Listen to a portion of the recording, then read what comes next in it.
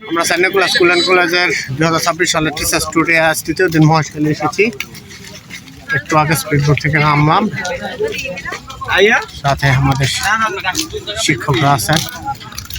যেহেতু খুব কাছেই স্পটটি, তাই হেঁটে হেঁটে যাচ্ছি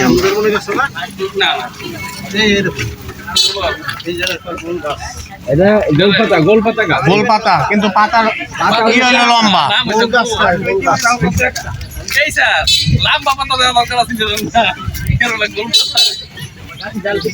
কারণ আছে এটার মধ্যে সেই